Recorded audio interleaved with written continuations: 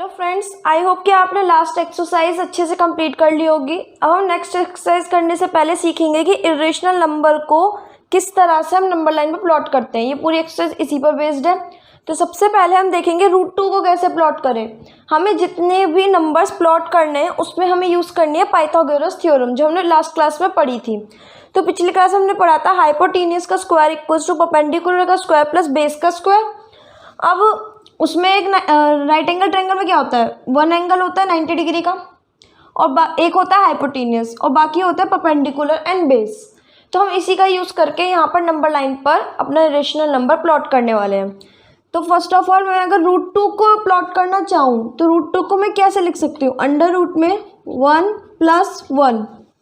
Okay, अब हम बस इस सिंगल लाइन का यूज़ करके यहाँ प्लॉट करेंगे और यहाँ पे पाइथागोरस थ्योरम कैसे फॉलो हो रही है मैं इस बारे में प्लॉट करने के बाद बताऊंगी, जब ज़्यादा अच्छे से समझ आएगा।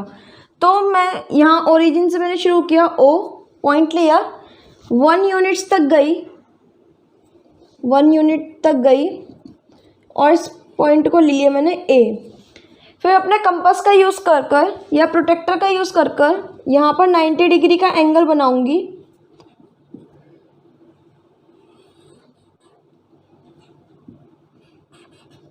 ओके, ऐसे 90 डिग्री का एंगल हमने बना दिया यहाँ पर।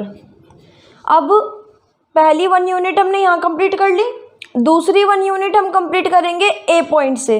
हम कंपास को O से A तक मेज़र करेंगे, देन A पॉइंट पर रखकर आर्क लगाएंगे।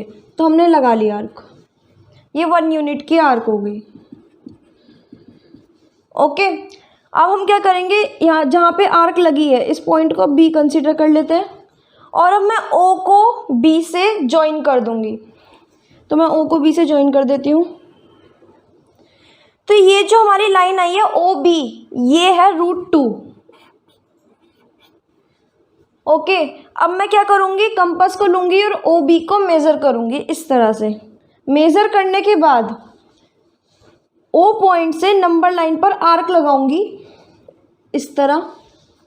जब मैं कंपास को मेज़र करके यहाँ पे मेज़र करूँगी और फिर आर्क लगाऊंगी तो ये जो पॉइंट आएगा ना, ये वाला पॉइंट, ये है हमारा √2।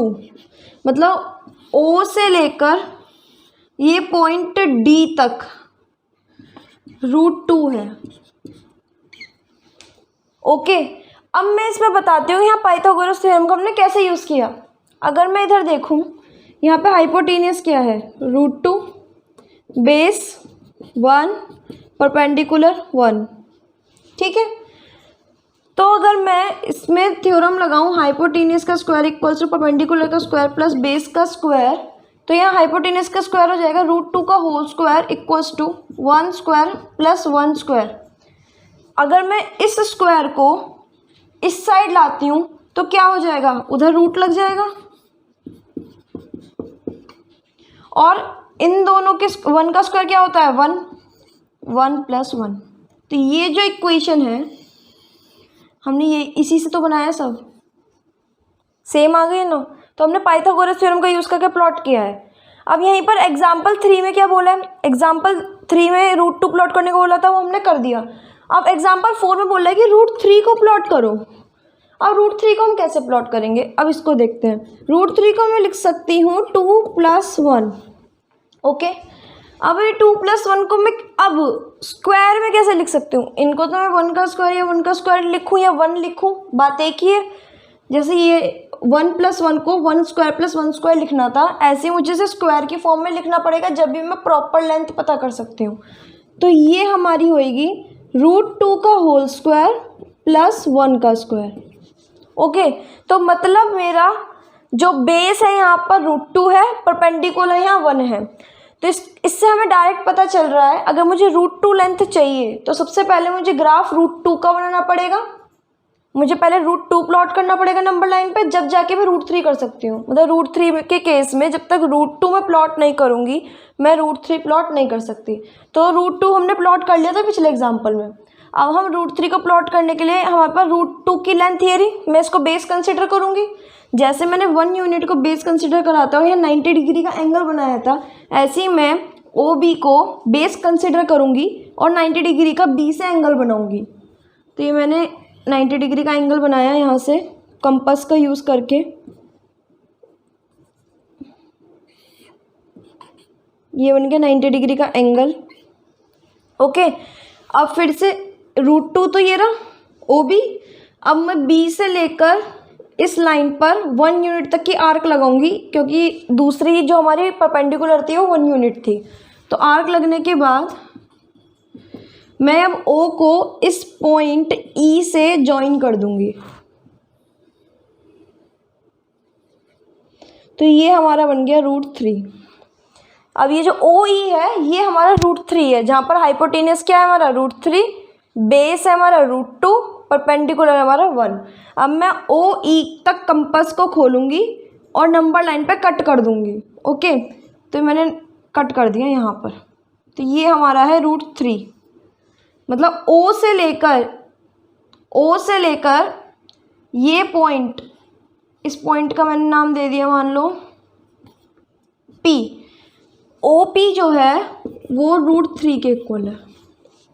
ओके, अब हम एक्सरसाइज का क्वेश्चन नंबर 4 करेंगे, जिसमें बोला है √5 को प्लॉट करने के लिए। तो अब मुझे √5 को प्लॉट करना है इस नंबर लाइन पर। तो मैं √5 को कैसे लिख सकती हूँ? √5 को मैं लिख सकती हूँ 4 + 1। ओके, अब स्क्वायर की फॉर्म में 4 को 2 का स्क्वायर और 1 को 1 का स्क्वायर। मतलब कि मेरा जो बेस होगा वो या तो 1 होगा या फिर 2 होगा, कुछ भी ले सकते हैं। मैं 1 ले रही हूँ, मुझे ज़्यादा इजी लगता है, तो मैं 1 यूनिट का बेस ले लेती हूँ OA। ओके, अब 90 डिग्री का एंगल, सेम प्रोसेस। तो 90 डिग्री का एंगल बनाया, बन गया। उसके बाद अगर ये 1 यूनिट लिया है तो दूसरी लेंथ हमारी क्या है 2 यूनिट्स। तो हम प्रकार को रखेंगे और यहाँ से 2 यूनिट्स तक की आर्क लगा देंगे। देन इस पॉइंट को मैंने B कंसीडर किया और ज्वाइन कर दिया O से। तो ये जो बना ये हमारा बना 5, √5। अब मैं OB को कंपास से मेज़र करूँगी और नंबर लाइन पर आर्क लगा दूँगी। तो मैं जब नंबर लाइन पर आर्क लगाऊंगी तो कुछ यहाँ पर आएगा। ये √5 है, मतलब अगर ये पॉइंट में कंसीडर करूँ D, तो O से लेके D तक की लेंथ हो गई √5। ओके, अब इसके अंदर कुछ बातें जो हमें लिखनी होती हैं। अभी तक मैंने ये बताया कि कैसे क्वेश्चन करना है। अब इसमें लिखना क्या क्या है जब हम क्वेश्चन को अटेम्प्ट करेंगे, ये तो लिखना ही है। यहाँ पर हम लिखेंगे OA = 1 unit, AB = 2 units, OB = √5 unit = OD। इस तरह से लिख देंगे। ओके, अब मैं कुछ एक्स्ट्रा क्वेश्चन कराऊंगी जो कभी कभी पेपर में पूछ लिए जाते हैं। अब इसी में मैं एक्स्ट्रा क्वेश्चन बना सकती हूँ। कैसे? प्लॉट करो √5 + 1 या प्लॉट करो √5 - 1। ओके, तो क्या करना है, अपना कंपास लेंगे, 1 यूनिट तक मेज़र करेंगे, उसे 1 बोला है तो √5 मेरा यहाँ पर आया।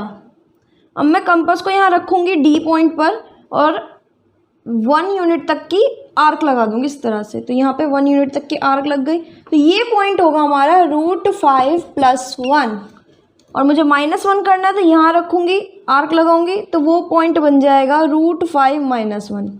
ओके, 1 की जगह पे आ सकता है √5 + 3 या कोई भी नंबर आ सकता है। तो जितना नंबर कम या ज़्यादा बोला है उतने नंबर की आर्क हम बढ़ा देंगे या घटा देंगे। इस तरह के क्वेश्चन भी आ जाते हैं।